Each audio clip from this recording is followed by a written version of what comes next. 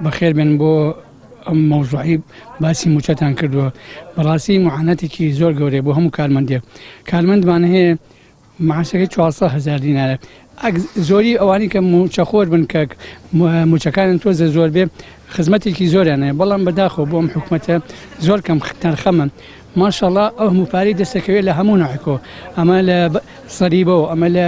هاچوچۆ ئەمە لە خاڵە سنووریەکانەوە ئەمە لە ئەم تەنکەرانی کە شەو ڕۆژ کەس نازانم بۆ کوێ چێ پارە وەرەگرێ هەر ئەڵێ حکومەت پارەی نییە بەڵام هەر چاوەڕێی دەستی حکومەتی عێراقم باشە با کاتێکیش بکەنەوە هەر ئەڵێ ئێمە کوردایەتی یەکەین کوردایەتی چی ڕۆژێ 2-3 ڕۆژ ئێمە لە هەڵەبجە 5,000 کەس کوشرا هەر مجموعەیە ئیسفادەیان کرد کەس ئیسفادەی نەکرد ئەم حکومەتە تاکەی ناپرسێتەوە تاکەی فکر ناکەتەوە کاتێک کە دەستی لە هەمانەکە دەرچوە و کات هەڵی خۆزگەم ئەوەم نەکردایە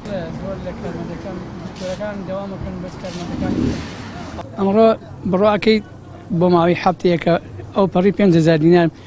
لە باخەڵایە 100,000شم لە خەزێنی ناو نەخۆشخانە لایک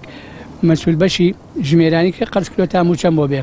یعنی کەی ڕەوایە من تەمەنێکم کردووە تقریبا ئەوە 2 ساڵم ماوە بە خزمەت تاوە بێ تەقاعود بم تا ئێستاش یەک ئیسفادەم نەکردووە لەم حکومەتە قەتعی ئەرجی ناومەتێ ئیتر کە من پاش 2 ساڵ کە مردم یاد تەقاعود من ئیتر